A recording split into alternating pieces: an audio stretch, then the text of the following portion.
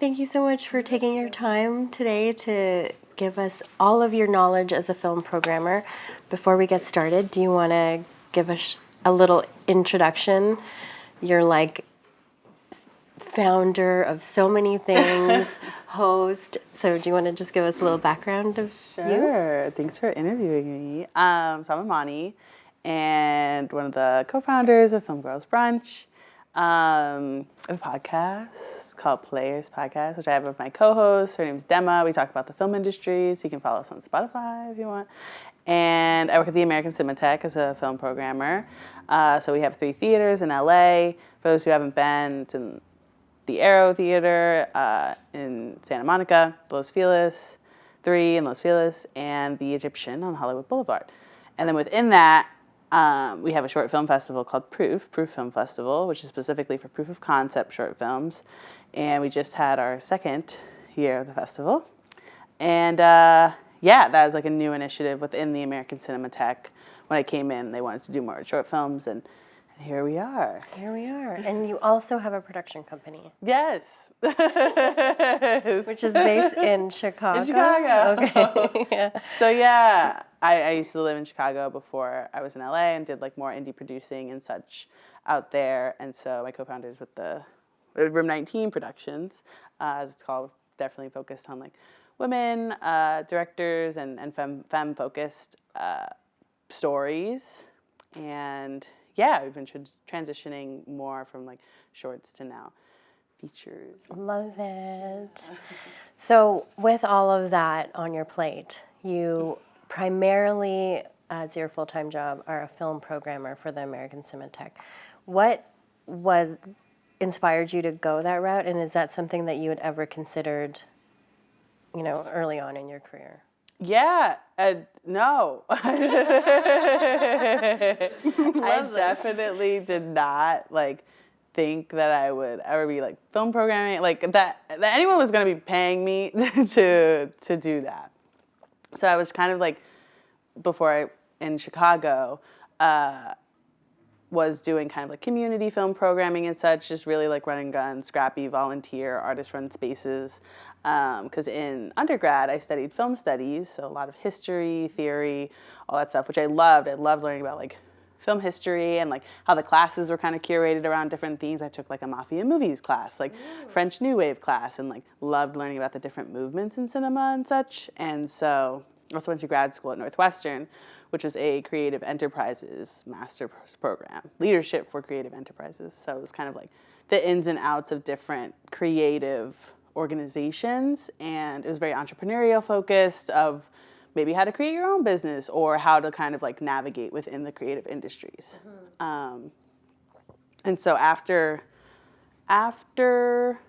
undergrad, went back to Chicago, just like figuring out what to do. I have a film degree now. What do I do? And kind of just like got into the Chicago movie-going scene of, there were like a lot of different spaces. It'd be like spaces like this that people would just like take over at night and show like weird experimental films like on the wall. Or like abandoned storefronts where people were doing stuff, or like college campuses where there was like just like a lot of free programming. And I was like, this is fun. Like I can use my degree and just kind of curate some stuff too. How do I get into these kind of spaces? Literally just doing it for fun. And because like I love film programming, but again, there's not a lot of opportunity for it. Like jobs just don't like pop up and stuff. There's a lot of like, I feel like unpaid work you can do in film programming. But again, just like doing it for fun, and because I was like, I can use my degree. And then got to know people through that, of just like getting involved in different spaces. There was a theater company, they had just gotten a space and they had a projector. I was like, you should let me show movies. They're like public domain. So I did some of that. And I met someone who does film programming out in LA. She's awesome. Her name's KJ. She does film programming now at the Academy Museum. And so I met her at like a random event in Chicago because she did an intro, because she was doing a traveling Barbara Hammer exhibit. And she did an intro, and I was like, she's awesome. I want to talk to her. And so I talked to her. I always tell people, if you like feel drawn to talk to someone, like talk to them, because you never know what could happen. That's how I'm sitting in front of you all right now. And we stayed in touch, and she saw what I was doing like on social media and stuff. Literally, again, like volunteer, just scrappy stuff. And then when the American Cinematheque was like asking around, just like within their network of, hey, like we're thinking of adding a film programmer to the team, maybe someone who hasn't had full-time experience in it, it's more community oriented. She put my name in the hat. And then I got on a Zoom with people from the AC, and then they're asking when I was going to move to LA. Oh my God. So here I am. So didn't think I would be doing this as a profession. Yeah. Well, we're so glad that you are. Just for anyone who doesn't actually know what a film programmer does, can you just give us a lay of the land? Yes. So it's like, think about it as like a curator in an art museum. That's kind of like the film programmer for like a festival or a year-round venue. Like someone's picking these films that are being shown, and that is the film programmer. Excellent. Okay, so can you describe your typical process for curating like a film series or a festival? Yeah, for sure. I would say it's like different, and it's cool that I get to wear kind of like both hats of like programming year round for a venue, and then also like having a festival within that too, because they're very different. Like for example, for a year-round programming for the American Cinematheque, like we don't have open submissions. You can't just like submit to the American Cinematheque on Film Freeway. There's like just a lot of different ways that we get films brought to us, mostly through like distributors, what's coming out that's new and such, from them that they're sending us and want us to book, or like what's kind of in the zeitgeist. So I just, in terms of like a repertory or old movie series, which we do a lot. We show old movies and new movies. They're fun. They're fun themes. So like we have the Witches of Los Feliz series that I just like had an idea for. I was like, we should do like a spooky witch series. I love those. We have a bunch of 10 p.m. slots open. Like let's throw in some like witch movies. And so that's how kind of like repertory series come about. Or maybe there's a new film and we kind of want to play that director's old films in conjunction with that. Which we have some going on. We have some different retrospectives going on right now. We do a lot of those. Or like what's a new film that's coming out, and what are like some of the films that the director or team was inspired by, playing some of those inspiration picks. So there's a lot of different ways that we do things like at the American Cinematheque with our year-round programming. And then for Proof, we do take submissions off of Film Freeway. So that's how we get all of those films. And then we have like a screening committee that are the first round of watchers for that festival. We have like a volunteer team of folks who are watching. Everything gets watched by at least 2 people. And they are scoring and then giving like a thumbs up or thumbs down. And so if something usually has like 2 thumbs down, like it won't move forward. If it has a thumbs up and a thumbs down, we'll add someone else on it. Okay. 2 thumbs up, it's going to move up. And then we get to a point where it's like, okay, what are the things kind of bubbling to the top? What do we have to kind of do this program? Because we have, the way I think about it, of a festival, it's like this year we had 12 blocks. And so each of those blocks has like 45 minutes of film. So it's like, that was like 600 minutes or something. And it's like, that's the amount of time that we have to fill with these submissions. So. Right. So then when people are submitting to you, or to the either I guess to the festival, is there anything in particular that you're looking at? Like, do you have certain criteria for people who want to submit to, let's just say for Proof for next year? Is there something that you're like, this would be like impactful? Yeah, for sure. So you have the film that you're submitting to Proof. We don't require like a script or anything. You can submit that if you want, like the optional attachments. But what we do require is the film, and then when we have a max of 30 minutes. And then we also require a statement of intent. That's like 1 to 2 paragraphs on like what is the plan for the next phase of your concept. And that's to kind of just like weed out things, like hear about the vision for the next steps, but then also weed out things where people are like, this could be a proof of concept. and they're not really like serious about it. So it's just like a chance to just show like, oh yeah, and we're like working on this. We have this script. We're already talking to this producer. Maybe you're already talking like cast attachments and stuff, but that's just like an opportunity in like 1 or 2 paragraphs to talk about that. Okay. Yeah.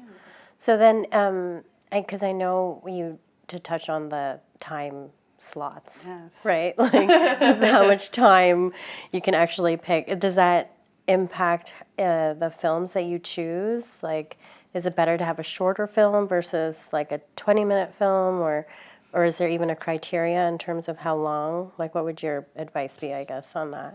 I love a short film. Love a short film. We have a mix. We definitely have a mix of, these bite-sized, like 5-minute kind of things that just tell the tone and the atmosphere of the story really well. We had something called Bathroom Attendant this year, which was like really excellent. It's literally 5 minutes, and it's like 2 women like in a bathroom, and there's kind of like this great emotional through line, but it's 5 minutes. And so we were like, yeah, it's just an easy thing to do. We have more conversations around the things that are longer, because it's like, okay, first of all, how many of these do we have? I feel like we had like 2 last year that were running closer to 30 minutes, and then we had like, I think 1 or 2 this year that were also running just closer to 30 minutes. It's hard to sustain a story for that long, and they're usually pilots. So one of them this year was a pilot, and it killed. People loved it. It's really funny. Did you see it? Not Mr. Granger? Yeah. Really good. And so they did a good job of like using all of that time. But the things that are like running closer to like 21 minutes, it just gets harder to kind of sustain that long. Usually the feedback that we hear when we're having like deliberation conversations is just like, it didn't need to be that long. Right. So yeah, I love a 10 to 15. Yeah. Okay, 10 to 15, everyone. Personally. For your timing. So then, going back to your theme, like you were talking about this like witchy theme. So how do you go about selecting, even like a theme for an event, or is that something that you are always, doing moving forward? Like, let's say, the distributors give you chunks of films. Do you compile them together in a theme, or how does that work? I feel like it's good to get, especially when we're thinking about our audience at the American Cinematheque, giving context to something, where it's like we're having conversations about this newly restored Filipino film. And yes, there's a big actress in it, Nora is her first name, and she's big Filipino star who has been in like a bunch of different films. And it's like, okay, well, if we show this like newly restored film that's getting a lot of praise and is doing well on like these restoration kind of festival circuits, let's show a couple more of her films too, and kind of do this like tribute, really like, and connect with like Filipino organizations and such around that, to give more context to the film, and people can learn some more about this maybe film that they didn't know about, this actress that maybe they didn't know about. So yeah, we just try and give like context if we have the opportunity. So then would you say that a lot of what you're choosing is you're also thinking about the audience watching it, like what their preferences would be? Yeah, for sure. Like with showing Alien Romulus and putting Alien before that, we know that like Alien Romulus is like right after Alien, so we know like the audience is going to like that experience, and they want to see Alien on 35 millimeter, and so that is the reason for that audience. Like we know what that crew like kind of likes, versus like The Witches of Los Feliz and like people who want to see something like, what are the films we ended up playing there? Practical Magic. Right. And then maybe they want to see, it's shorter, so they don't mind seeing it at 10 p.m. And like a lot of these 10 p.m. shows are these like shorter, witchy like films that we think that audience will come out for. So yeah. And then because you're selecting different films, right? So how do you balance, a really popular film with like a lesser known film? Totally. I feel like we have a balance on our calendar, and we really try to, of like, okay, like we know this one is going to be like butts and seats. People are going to come out for it. It's just a title that always gets people like coming out. Like we always play. These are actually prints that we own, 70 millimeter prints of Space Odyssey and Lawrence of Arabia. And people always get those, always like sell out. They're always gonna come. So we have a balance of those mixed with like mission oriented. We know it's not gonna be, like a full house, but we know it's really important to like show this. So we'll have like different restorations of film, of like maybe rediscovered, lost films, where it's like these definitely need like a platform, need to be shown, showcased. But maybe it is a little bit of a tougher sell, and we'll try and give more context or like more marketing time. Okay. And then I guess like on that note, so do you see then like specific trends in terms of what people are coming out to see? And like has it changed since, you've started? Yeah, I would say like new films, it's harder to kind of just like do a limited engagement of something that is like a new indie film without talent. We try and do a lot of stuff with like filmmaker Q&As and stuff, especially if there's like, a big lead, or it's like a director that people are excited about, and having them in person to like talk about it after the film. That kind of elevates new indie films, I think, because those are just kind of struggling at the box office right now. It's just a trend. Versus like people are really coming out for like old movies, like those ones I talked about. But then also just like we'll put a Kubrick film on like a random Thursday night, maybe like a week and a half of marketing time or something, and then it'll like sell out, and we're like, what? So people want to go to the movies. They want to see old stuff. Okay. And I think Letterboxd has kind of contributed to that too, where it's like, oh, that looks interesting. You can go look it up. It's like, oh, my friends like love this, or has a really high score, and I haven't seen it. Mm-hmm. That is like leading people to go out and see it. Oh, cool. So the theater experience isn't really dying off, is what I'm hearing. No, yeah. like we're doing well. Okay, good. That's good. We need you there. So how do you, I guess, handle like sensitive films or films with controversial topics? Yeah, for sure. Our kind of stance at the American Cinematheque, like we don't do trigger warnings. If something is within the film that and the film as itself, the filmmakers like put in a trigger warning. Like I know Blink Twice did that, where it's like it's baked into the film.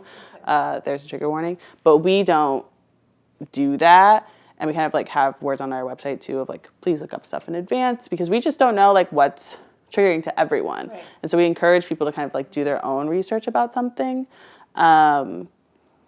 before like buying a ticket to it. Right.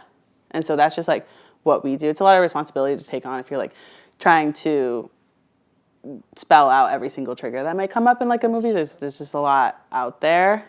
And then it's like, why didn't you tell me about this? It's like, oh, we didn't even know that could be a thing. So that's what we put out there.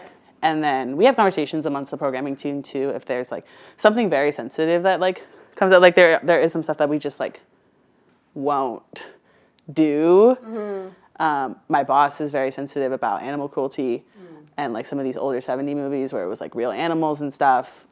No.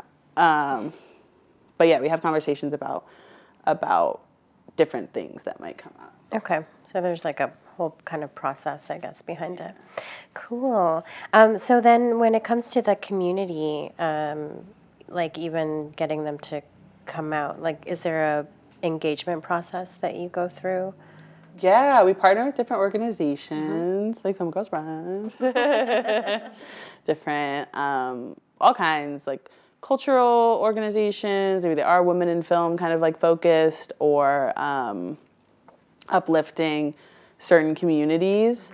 We partner with like a ton of different organizations, and we have an educational program too, where like during the day, like schools can kind of like come in and like bring their students on like a field trip or something, and like bring them to a movie theater and have a film and then like a talk back. So we have like that educational program that sometimes is going on during the day at the theaters when they're not like in use. So lots of different organizations to partner with, and sometimes if there is something where we're like, oh, like this isn't our usual audience, like we should definitely take time to reach out to different organizations, give them comps or like discount codes or something, and like really partner in like the promotion of this, because we know it's important and we know it's like outside of our usual audience, so like let's build it. Cool. And what would you say that like the impact, I guess, of film festivals are in the industry, but also in terms of the work that you're doing? Like, are you going to all these festivals and checking out different films and hoping to bring them back, or? Yes. So right now, I'm scoping out for something that we do in March for Women's History Month called Women Wednesday.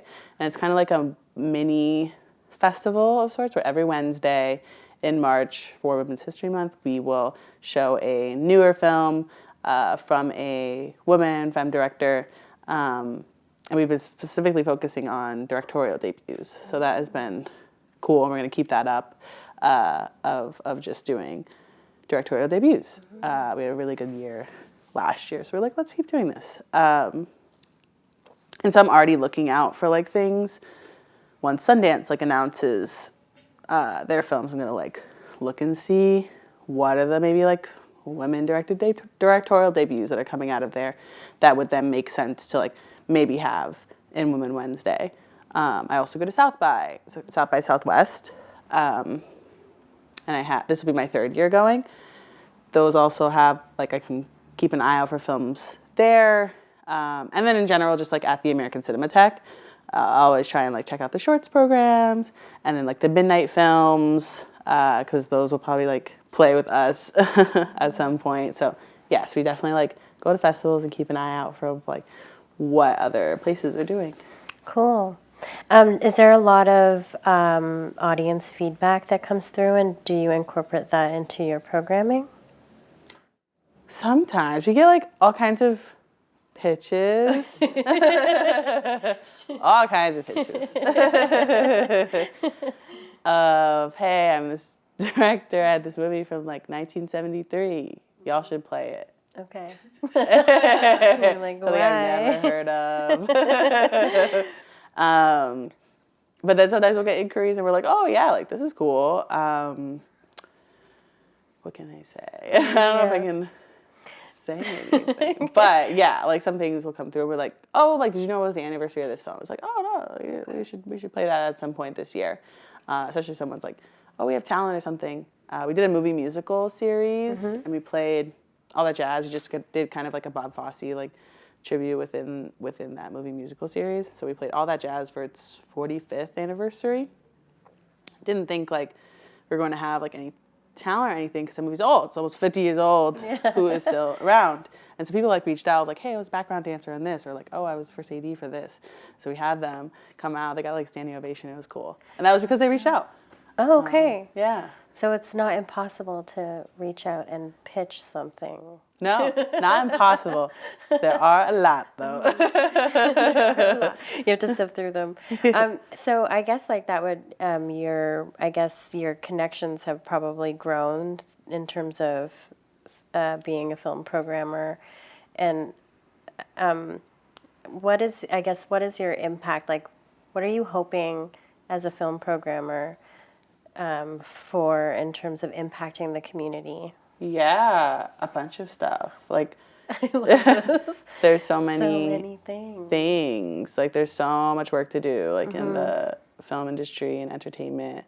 I try and focus a lot on uplifting women directors and playing them as much as possible. Like, even like repertory series that we have, I'm like, okay, like, what women directors are within this, even like the Witches series, like, making sure that we are doing our due diligence and like playing and representing like a wide variety of perspectives. So making sure that the calendar is balanced, and then also focusing on emerging talent and trying to use like the American Cinematheque as a platform to uplift emerging folks in the best way that we can. And then also just like spreading the word about film programming. And like, I didn't think it was like, you know, a possible career or anything, but it is. And there are different paths to it too. There are different programs out there. I think people get intimidated by it. So I try and spread the word on like, this is because maybe they're like, I haven't seen enough films. There's a lot of imposter syndrome, especially I feel like around like women and just like film bro culture can get dicey. What, you don't know that quote off by heart? Yeah. People will come up to me and say crazy stuff. You haven't seen that? Oh, no, I haven't. Thank you so much for telling me about that. I still haven't seen Clockwork Orange, and someone was like, Do you even in film? So it's just a thing that no one has seen everything, and you can like try and see as much as you can, of course. But yeah, I try and like dispel that myth that like you have to have watched everything or you have to have a film degree like to be a film programmer. No, like if you're interested in it, you should definitely pursue it. Like there's just like a lot of imposter syndrome, I feel like, to get over it. For every aspect of the film industry. Yes. So I guess what would be like your advice then for anyone who like hasn't considered that career and maybe want to, not to take over your job or anything, but no, totally. Well, I feel like that there does need to be like more movement in like the programming space too. Like a lot of times people will get into positions like mine and they will like die and retire in positions like mine because why would you leave? But like I'm making, like I know I won't, I love my job, but I just know I'm not going to be here forever. First of all, because there's other things I want to do eventually, and then also to make way for other people to do this kind of work as well. So there's just like not a ton of movement. I see. People like moving around. Can you say the question again? Oh, the advice. Yeah, I was like, what was the question? Yeah. And so I would say breaking into film programming, there's opportunities to join like different screening committees for different film festivals. A lot of times film festivals will have like a screening committee application that'll be like pretty short, or a lot of times you can just like reach out, be like, hey, like I like your festival, like I'd love to screen. The first screening thing I did was for Chicago International Film Festival, which was super fun and really enlightening to just like see how things work from that angle and like what is being submitted. And I was doing US indie features, so it was like long. Yeah. So if you want to like do shorts and like screen shorts, maybe you'll like that more than features. Or if you do want to screen features and like just learn more about like, oh, okay, like what's working, what's not, and like being able to critique and analyze and such, those are different paths you can go to. And then also there's like internships. I just find that the festival kind of scene is a little easier to break into because there is more movement there, where there's a lot of like seasonal positions, so people will kind of like come and go. So maybe you go into like the screening committee one year, and then it's like, oh, hey, we have like a seasonal volunteer coordinator position. Like, do you want to do it? It's like a little bit easier to break into versus the art house kind of like scene year-round opportunities where people are there for a long time. A long time. Are there screening fees? Like, does the AC do that, or is that common? Where like maybe you'll invite a filmmaker to show their film or whatever it is. Do they get a fee up front, or is it just kind of like a volunteer thing? Oh, for like playing the film. Yeah, like if you've selected them for whatever reason. Yeah. Within the festivals that we do, like Beyond Fest, Proof, no. But year-round, we're usually doing like a box office split. Okay, cool. Yeah, with ticket sales and such. So, yeah. Oh, okay. What would be like your most memorable experience as a film programmer? I have one in mind, but I want to know. I would say Proof. Like, okay, yes, you got a standing ovation, by the way. It was so good. Yeah. Well deserved. That was crazy. But yeah, I would say proof that first year, and just like everyone just feeling like the sense of community that we were trying to build. People just being like, this feels like summer camp. That was really special. And just how shocked people were, because I feel like short film festivals, especially, like, they're a mixed bag. You never know what you're gonna get. And there are some places that provide a really great experience, and then some places where you're like, this is like on a projector in like a hotel room, like what's going on? And so being able to create an experience where like filmmakers like did genuinely like feel really cared for was great. Just on that note, so how did that process of like birthing proof, like how did that come about? Yeah. So when I came into the AC, it was like, hey, you've done like more community stuff and like more stuff geared towards emerging filmmakers. We want to do more with short films. Go think of something we can do with short films. It's like, okay. Did like some research, talked to different people, like what are kind of like obstacles you're running into, like as a filmmaker, emerging talent, and what are like gaps that could be filled, especially in the festival circuit. We heard all kinds of things. We brainstormed all kinds of things where it was like, oh, what if we did something? We have like a relationship with Netflix. What if we did something with Netflix? Or what if we did something where people could get this kind of prize? We brainstormed a lot of different things, but something that kept coming up with in conversations was like, oh yeah, and I made this as a proof of concept, but I don't know what to do next with it, because it's kind of like, especially I feel like a few years ago,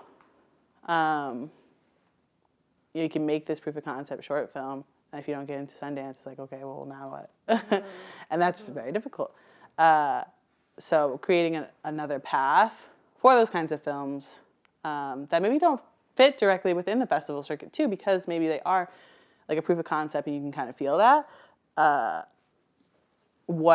Creating a space just for that, like what would that look like? And so here we are. We just had year 2. Year 2. Congratulations. When is the next submissions opening up for those who might have some proof of concept? January 1st. Okay, January 1st, everyone. If you have a proof of concept, Imani. Okay, so we're probably getting close to time, but I'm not 100% sure. We'll move into some Q&A after, but my one question for you now is, was there any challenges like that you face as a film programmer? Is there anything like that, stands out to you that you might want to be like, be careful, anyone who wants to be? Yeah. I feel like it does, like, you will be challenged. Like, there's just, like, a lot of different opinions that fly around. Like, I feel like our team, like, definitely meshes really well, but it's, like, it's a big, like, opinion kind of thing, so it's good to just stay grounded in, like, your voice, and this is what I think about this is how I see this vision for the series, and being, like, open to different ideas and such, but being able to also, like, stay strong and like this is the overall mission. I guess it comes a lot to like directing too, and staying kind of being collaborative on one end, but then also like staying true to the vision, because there's just going to be a lot of different opinions and voices that you're kind of like navigating. So being prepared for that is something that I've had to do. Amazing. I think that's it for me in terms of questions. Does anybody have anything that they want to ask specifically? Yes. I just wanted to ask, are there specific skills you feel like one should have before, I guess, pursuing a career in programming if they wanted to do that? Or Yeah. I would say honestly, like, just a basic understanding of maybe like film history and different movements. You don't have to know everything. You don't have to like know like all the nitty gritty, but it's like, oh, okay, like here was the silent movie era. Here was the birth of sound, and then movie musicals came, and then it was getting into new Hollywood and stuff. So just like knowing about, it's not a very old art form. It's not even 200 years old. So knowing a little bit about the just the basic history of film, I feel like will help a lot in like different conversations, different interviews and such. Just to know that you have that knowledge, that like foundational knowledge. And I just like loving films too. I've met programmers who like don't like movies. Really? What? I'm like, what are you doing here? You're taking up space.